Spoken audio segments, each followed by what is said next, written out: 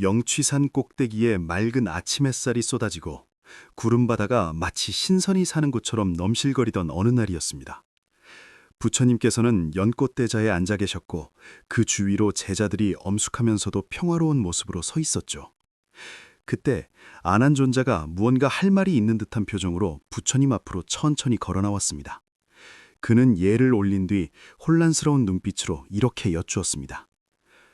스승님, 제가 최근 스승님을 따라 산 아래 탁발을 하러 갔다가 도무지 이해할 수 없는 일을 보았습니다. 왕사성 동쪽에 묘련이라는 여인이 사는데 그 용모가 어찌나 아름다운지 그저 문 앞에 서서 머리만 빗어도 수많은 행인과 상인들이 앞다투어 예물을 바치고 심지어 어떤 부자는 전 재산을 털어서라도 그녀를 한 번만 보고 싶어 했습니다. 아나는 잠시 머뭇거리다가 다시 말을 이었습니다. 그런데 반대로 성서쪽에는 자행이라는 노인이 있습니다. 얼굴은 말라 비틀어졌고 흉터투성이에 등은 굽었지만 그는 성 안에서 소문난 선인입니다. 30년 동안 계율을 어긴 적이 없고 홍수 때는 고아 12명을 업어 구해내느라 본인은 죽을 뻔하기도 했죠. 하지만 그가 거리에서 탁발을 할 때면 아무도 거들떠보지 않고 오히려 그 추한 몰골을 보고는 다들 피하기 바빴습니다. 세존이시여, 중생들은 어찌하여 이토록 겉모습에만 집착하여 선악과 진실을 구분하지 못하는 것입니까? 부처님께서는 지그시 눈을 감으셨다가 잠시 후 눈을 뜨시고는 문수보살을 바라보셨습니다. 문수여, 그대의 큰 지혜로 아난의 의문을 풀어주고 용모와 인연의 이치에 대해 설명해 주시오. 그러자 문수보살이 지혜의 검을 들고 자리에서 일어나셨습니다. 그 모습은 참으로 위엄있고 장엄했지요. 문수보살은 대중을 둘러보며 말씀하셨습니다. 사람의 겉모습에 집착하는 것은 마치 바람을 잡으려는 것과 같아 결국은 허무한 것입니다. 여러분의 이해를 돕기 위해 제가 과거의 이야기를 하나 보여드리겠습니다. 문수보살이 손으로 인을 맺고 진언을 외우자 사람들 눈앞에 신비로운 광경이 펼쳐졌습니다. 마치 시공간을 초월해 화광이라는 옛 나라로 가게 된 것 같았죠. 산으로 둘러싸인 화광국은 아주 번화한 곳이었습니다. 그 성 안에는 가고제라는 서당이 있었고 마음이 보리수와 같다는 현판이 걸려 있었습니다. 이 서당의 주인인 해명은 외모가 몹시 추했습니다. 왼쪽 눈은 콩만했고 오른쪽 얼굴에는 뺨부터 턱까지 긴 흉터가 있었으며 다리는 절뚝거리고 등도 굽어 있었죠. 아이들은 그를 보면 추물이다 하고 놀리며 도망쳤지만 해명은 항상 미소를 지으며 오히려 그 아이들에게 사탕을 나눠주곤 했습니다. 비록 외모는 보잘것없었으나 그는 학식이 깊고 불경에 통달하여 서당에는 책이 10,000권이나 되었고 많은 학자가 가르침을 청하러 오곤 했지요. 그는 낮에는 경전을 읽고 오후에는 가르치며 밤에는 필사를 하는 청빈하지만 꽉 찬 삶을 살았습니다. 반면 도성 서문 밖에는 기몽각이라는 화려한 누각이 있었습니다. 이곳은 성 안에서 가장 유명한 유흥가였는데 이곳에 으뜸가는 스타는 선용이라는 남자였습니다. 그는 관옥 같은 얼굴에 붉은 입술, 그림 같은 눈썹을 지녀 한 번 웃으면 사람들의 혼을 빼놓을 정도였죠. 그가 무대에 오를 때면 귀족들이 앞다투어 구경을 왔고 여인들은 그에게 눈길 한 번 받는 것을 영광으로 알았습니다. 하지만 선용은 오만하기 짝이 없었습니다. 자신의 아름다움과 재주만 믿고 사람들을 깔보았죠. 주인조차 그를 떠받들며 돈 많은 부자들만 손님으로 받게 했기에 일반 백성은 그를 볼 기회조차 없었습니다. 그러던 어느 날 서역에서 돌아온 지장이라는 고승이 화광국을 방문했습니다. 큰 신통력을 지닌 이스님을 위해 국왕은 궁궐에 법회 자리를 마련했고 수많은 관리와 상인, 문인들이 몰려들었습니다. 해명도 일찍 국문 앞에 도착했지만 경비병에게 막히고 말았습니다. 당신 같은 몰골로 감히 궁에 들어가려 하다니 당장 썩 꺼지시오. 해명이 간청했습니다. 스님을 뵙지 못해도 좋으니 궁 밖에서 말씀이라도 듣게 해주십시오. 마침 지나가던 늙은 학사가 해명을 알아보고 들여보내주라 하여 겨우 들어갈 수 있었지만 안은 이미 10,000원이라 구석 바닥에 앉을 수밖에 없었습니다. 잠시 후 향기로운 바람과 함께 선용이 하인들을 거느리고 화려하게 등장했습니다. 사람들은 길을 비켜주었고 한 대신은 직접 일어나 그를 상석으로 안내했죠. 해명은 그 모습을 보고도 전혀 질투하지 않았습니다. 그런데 선용이 해명을 발견하고는 눈살을 찌푸리며 하인에게 말했습니다. 저 흉측한 놈 좀 내쫓아라. 기분 잡치니까. 하인이 다가가려는 순간 대문이 활짝 열리며 회색 승복을 입은 노스님이 천천히 들어오셨습니다. 평범한 외모였지만 눈빛이 번뇌 같아 좌중을 압도하는 기운이 흘렀습니다. 오만하던 선용조차 저절로 자세를 고쳐 앉았지요. 지장선사는 해명을 보고 고개를 끄덕이시더니 선용을 보고는 미간을 살짝 찌푸리셨습니다. 그리고 국왕에게 말씀하셨습니다. 폐하, 빈승의 법회에는 귀천이 없습니다. 저 구석에 있는 분을 앞으로 모시게 해주십시오. 왕의 명령으로 해명은 떨리는 마음으로 선용 옆 빈자리에 앉게 되었습니다. 선용은 불쾌한 듯 투덜거렸습니다. 추한 사람은 뒤에 앉아야지 눈 버리게 시리. 하지만 해명은 미소 지으며 답했습니다. 용모는 전생의 인연이라 하루아침에 바꿀 수 없어. 마음의 아름다움은 스스로 닦아야 하는 것이죠. 선영이 화를 내려고 할 때 지장선사의 서늘한 시선이 느껴져 입을 다물었습니다. 선사께서 물으셨습니다. 두 분은 궁금한 것이 있습니까? 선영이 거만하게 물었습니다. 사람의 잘나고 못남이 수행과 관계가 있습니까? 왜 누구는 추하게 태어나고 누구는 아름답게 태어나는 겁니까? 불법은 평등하다면서 이건 불공평한 것 아닙니까? 장내가 술렁했습니다. 모두가 궁금해하던 것이었죠. 지장선사는 잠시 눈을 감았다 뜨시더니 그 눈 속에 수만 개의 별이 흐르는 듯한 눈빛으로 말씀하셨습니다. 좋은 질문입니다. 이것은 중생의 근본적인 미혹이지요. 오늘 묘한 인연경의 이치로 그 답을 드리겠습니다. 선사는 연꽃 한 송이를 들어보이며 계속하셨습니다.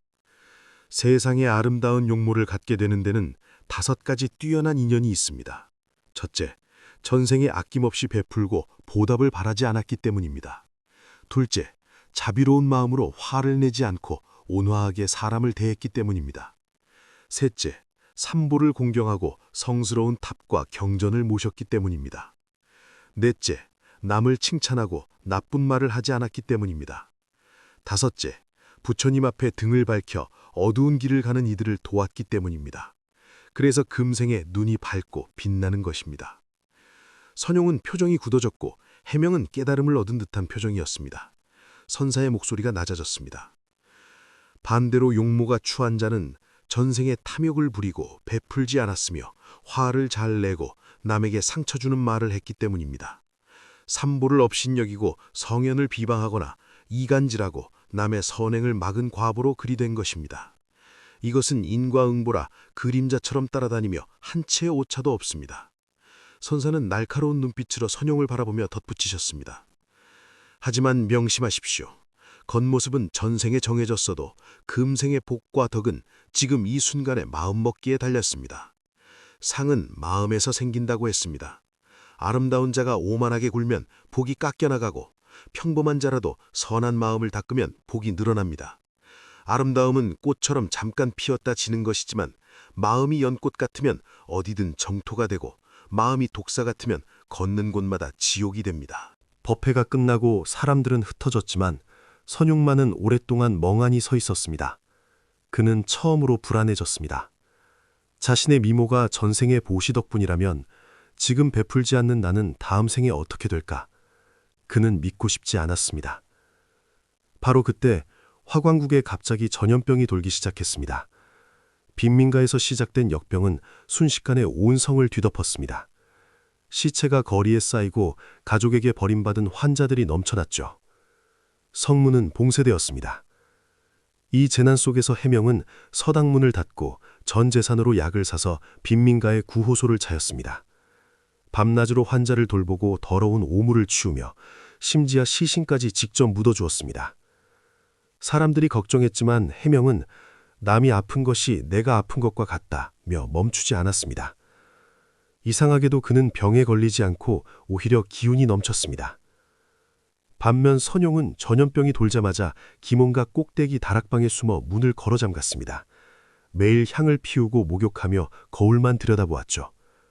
하지만 그렇게 조심했음에도 그는 날로 수척해지고 얼굴빛이 어두워져 갔습니다. 한 달 뒤 해명 등의 노력으로 역병이 잡혀갔습니다. 어느 날 아침 선용은 거울을 보고 비명을 질렀습니다. 볼은 패고 눈밑은 검고 피부는 푸석해져 있었기 때문입니다. 더 충격적인 건 해명이 환자들을 돌보면서 오히려 얼굴이 더 좋아지고 그 흉터마저 흐릿해졌다는 소문이었습니다. 선용은 직접 확인하기 위해 얼굴을 가리고 지장선사가 계신 절로 갔습니다.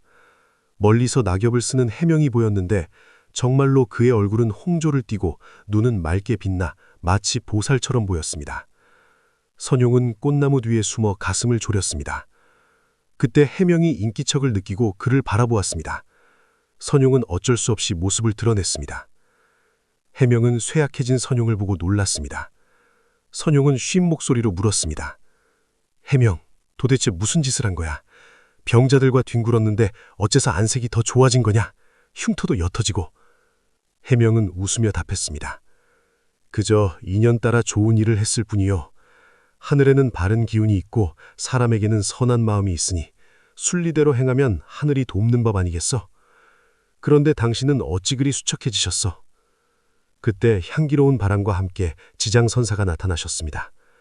선사는 선용을 꿰뚫어 보듯 바라보셨습니다. 기다리고 있었다. 내 말이 여전히 의심스러운 모양이구나. 선용은 저도 모르게 무릎을 꿇었습니다.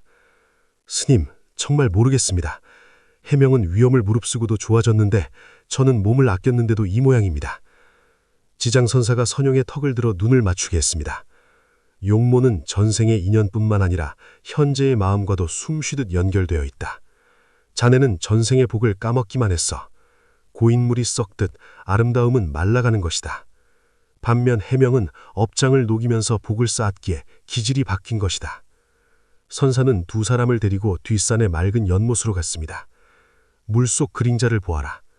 두 사람은 소스라치게 놀랐습니다. 선용의 그림자는 얼굴이 일그러지고 눈에 도끼가 가득해 요괴 같았고 해명의 그림자는 단정하고 장엄한 보살의 모습이었기 때문입니다. 이것은 마음의 거울이다. 육체는 껍데기일 뿐 너희가 본 그림자가 바로 너희 내면의 진짜 얼굴이다. 선사는 전생을 설명해 주셨습니다. 손용은 전생에 큰 부자였으나 거만하고 사람을 무시해서 복이 다해가고 있고, 해명은 전생의 수행자였으나 한순간의 질투로 험담을 한 탓에 추하게 태어났지만 다시 선을 행하여 업이 사라지고 있다는 것이었습니다. 손용은 온몸을 떨며 참여했습니다. 스님, 제가 어리석었습니다. 어떻게 해야 안팎으로 아름다워질 수 있습니까? 해명을 따라가 병자를 도와라. 직접 겪으면 알게 될 것이다. 손용은 오만함을 내려놓고 해명을 따라 빈민가로 갔습니다. 처음에는 주저했지만 해명이 아무렇지 않게 환자의 고름을 닦고 시신을 염하는 것을 보고 감동하여 점차 변해갔습니다. 어느 날 죽어가는 할머니에게 물을 떠먹여드리자 할머니가 그의 손을 잡고 말했습니다. 젊은이, 마음을 곱게 쓰면 복은 절로 오는 법이야. 자네도 복을 많이 짓게나. 손용은 그 말에 눈물을 흘리며 지난날을 뉘우쳤습니다. 내가 그동안 겉모습만 믿고 얼마나 많은 사람의 마음을 다치게 했던가. 그는 비로소 깨달았습니다. 겉모습이 아름다웠을 때는 늘 불안했지만 지금은 몸이 고되어도 마음이 편안하고 행복하라는 것을요. 석 달 후 역병이 완전히 사라지고 두 사람은 다시 지장선사를 찾았습니다. 손용은 예전에 잘생긴 외모는 그대로였지만 가벼움이 사라지고 묵직한 기품이 흘렀고, 해명은 여전히 못생겼지만 맑고 친근한 느낌을 주었습니다. 선사께서 말씀하셨습니다. 이제 알겠느냐? 마음이 고우면 사람이 아름답고 마음이 추하면 사람이 추해진다. 너희는 이제 겉모습이라는 껍데기를 뚫고 진리를 보게 되었다. 선사는 숙세명경이라는 거울을 꺼내 그들의 전생을 직접 보여주셨습니다.